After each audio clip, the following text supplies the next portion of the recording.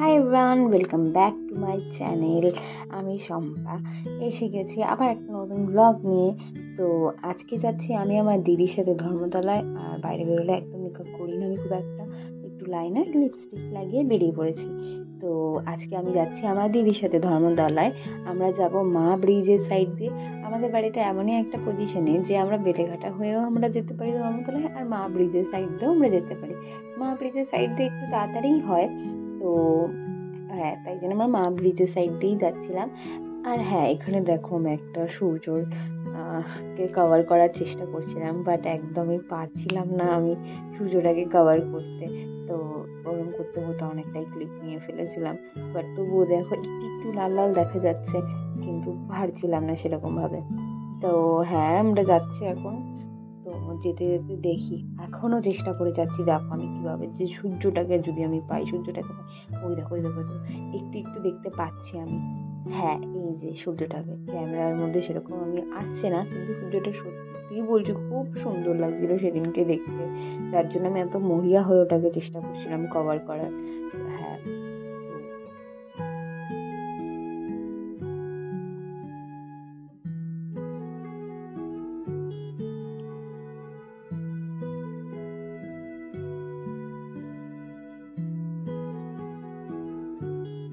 দেখ, তারপর আমরা চলে এসেছি এখন ধর্মতলা নিউ মার্কেটে। আমাদেরকে নামিয়েছিল আমিনিয়ার ওই দিকটা থেকে। তো আমরা ওই দিক থেকে আসছি, তো চেষ্টা করলাম আগে গুলো ঘুরে নেওয়ার, যেহেতু প্রচণ্ড ভিড় থাকে। বাট ভিড় ছিল না সেদিনকে অতটাও, কিন্তু খুব একটা পছন্দ হয়নি আমার। আগের বছরেরই অনেক কিছু ছিল। তো দিদি এনার কাছ থেকে একটা স্কার্ফ নিয়ে নিল। আর আমি যে বেলুনগুলো দেখতে পেলাম আমার খুব ভালো লাগে, আর আমি নেওয়ার চেষ্টা করি। আমি এই বেলুনটা নিয়েছিলাম, আর এন্ড অফ দ্য ডে এই হচ্ছে আমার হাতের অবস্থা। তার সঙ্গে ছিল এই বেলুনটা, তাতে আরো বেশি আমার প্রবলেম করছিল। বাট তবুও নিতে তো হবেই, যেটা ভালো লাগে সেটা তো নিতে লাগে। তো সেদিনকে তো আর একটা ব্যাপার হয়েছিল যে প্রচন্ড পরিমাণে জ্যাম হয়েছিল সেদিনকে, মশার মিছিল বেরিয়েছিল। আর এতটাই বেশি জ্যাম হয়েছিল যে আমাদের বাড়ি পৌঁছাতে পৌঁছাতে প্রায় যে টাইমটা আধা ঘন্টা লাগে সেটা 1.5 ঘন্টারও বেশি লেগে গেছিলো।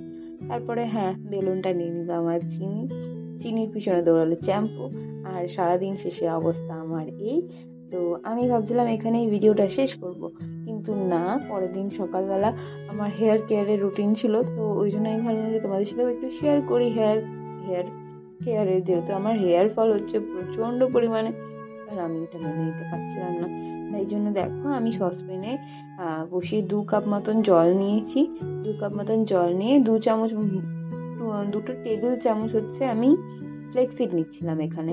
ফ্লেক্সিড, তারপরে নেব হচ্ছে আমি এখানে চালের গুঁড়ো নেব। এখানে চালও ইউজ করতে পারো, চালের গুঁড়ো ইউজ করতে পারো, বাট আমি এখানে চালের গুঁড়ো ইউজ করছি। আর একটু আমি এখানে দিয়ে দেবো মেথি।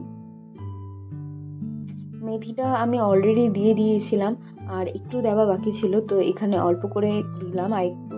তো দিয়ে এটাকে আমি ভালো করে ফোটাবো, মানে যতক্ষণ না এটা গাঢ় একটা ঘনত্ব নিয়ে আসছে ততক্ষণ আমি এটাকে ফোটাতে থাকবো।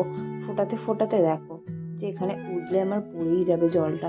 লাস্টে চামচটা রাখলাম আমি, দেখিয়ে নিয়ে তাড়াতাড়ি গ্যাসটাকে আস্তে করলাম, করে আমি এটাকে ফোটাতেই থাকবো যতক্ষণ না এটা ওই গাঢ় ভাবটা নিয়ে আসছে।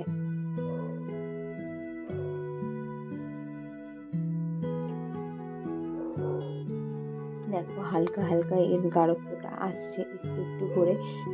তো এটা নাড়তে হবে, অবশ্যই নাড়তে হবে, যতক্ষণ না তুমি এটাকে নামাচ্ছ ততক্ষণ নাড়তে হবে, নাহলে এর কোনো ফায়দা হয় না, কারণ এটা একটা জায়গাতেই বসে থাকে। ওর যা ঘনত্ব থাকে সেটা বসে থাকে, আর না নাড়লে হচ্ছে কোনো লাভই হয় না। ওই জন্য দেখো এটাকে আমি নেড়ে নেড়ে নেড়ে নেড়ে এটা এবারে অনেকটা ঘন হয়ে এসছে। এবারে এটাকে আমি এবারে আস্তে করে নামিয়ে নেব, মানে হ্যাঁ, যাতে ছ্যাঁকা ফ্যাঁকা না লাগে। আমার তো আবার খুব এইসবের অভ্যাস আছে। তো আমি চেষ্টা করছি যে এটাকে আমার কোনো ক্ষতি না হয়ে নামিয়ে নেওয়া। এখানে দেখো সাইডে আমি একটা ছাঁকনি নামিয়ে রেখেছি গামলার মধ্যে। তো আমি এই ছাঁকনিটার মধ্যে আমি নামিয়ে নেব। এটা কাপড়েও নামায় অনেকে, কিন্তু এটা যেহেতু অনেকটা গরম, তো আমি বলবো এইরকমই ছাঁকনি ব্যবহার করতে, যেন এই পুরো জিনিসটা তুমি ঠিকঠাকভাবে নিতে পারো, কোনো জিনিস যেন এক্সেস না থেকে থাকে। নেব এবং ঠান্ডা করবো। ঠান্ডা করে দেখো এটা অনেকটাই এখন হয়েছে ঘন, তো ওটাকে অ্যাপ্লাই করলাম। করার পরে আমি ওই বাকি চালের যে গুঁড়োটা ছিল ওটার মধ্যে মধু লাগিয়ে, মধু মিক্স করে এটা স্ক্রাবার বেসিসে ইউজ করছি। তারপর একটা প্যাকও বানিয়েছি, যেটা ওই চালের গুঁড়োটাকে দিয়েছি, দিয়ে একটু মধু আর লেবু দিয়ে আমি ওটাকে প্যাক বানিয়ে রাখবো। আর স্ক্রাবারটাকে আমি ভালো করে অ্যাপ্লাই করছি, দেখো খুব ভালো করে মাসাজ করবো। আর ফেসটাও দেখতেই পাচ্ছ কি অবস্থা হয়েছে, খুব সুন্দর আমার একটা ক্লিন হয়েছে ফেসটা। তারপর আমি ওই যে মাস্কে দেখালাম না কিভাবে বানালাম আমি এটা, হ্যাঁ অ্যাপ্লাই করলাম, পুরো 5 মিনিট থেকে ধুয়ে দিলাম। আর এটা হচ্ছে বিকেলবেলা আমি আজকে আবারও যাচ্ছিলাম ধর্মতলায়। তো ধর্মতলায় আগের দিনে আমার পছন্দ হয়েছিল অনেক কিছুই, কিন্তু আমি নিতে পারিনি সময়ের জন্য। তো আজকে আমি আবার যাচ্ছি আমার একটা ফ্রেন্ডের সাথে, তারও কিছু দরকার ছিল। তো হাতিবাগান 3বার ঘুরেছি, আমার সেরকম কিছু পছন্দ হয়নি, কিন্তু ধর্মতলায় যেহেতু একদিন গিয়ে আমার মোটামুটি পছন্দ হয়েছিল, তাই জন্য আমি ভাবলাম যে ঠিক আছে চলো আরেকদিন যাওয়া যাক, কিছু জিনিসও নেওয়ার রয়েছে। তো ধর্মতলায় এসেছি। হ্যাঁ, তো এই যে দেখো কি অবস্থা, আগের দিন অনেক ফাঁকা ছিল, আর এই দিনকে যে এত ভিড় ছিল, এতটা ভিড় ছিল যে ধারণার বাইরে। তো আমি এখন চলে যাচ্ছি, মার্কেটিং আমার শেষ, তো আমি এখন চলে যাচ্ছি বাড়ি। আর গত 2 দিন ধরে আমি ঘুরেছি, এরপরে আসবে হয়তো আমার বাড়ির পুজোর ব্লগ আস্তে আস্তে। তো তোমরা আমাকে জানিও তোমাদের ভিডিওগুলো কেমন লাগছে। তো দেখা হচ্ছে তোমাদের সাথে পরে নেক্সট কোনো একটা ব্লগে। তো ততদিনের জন্য টাটা।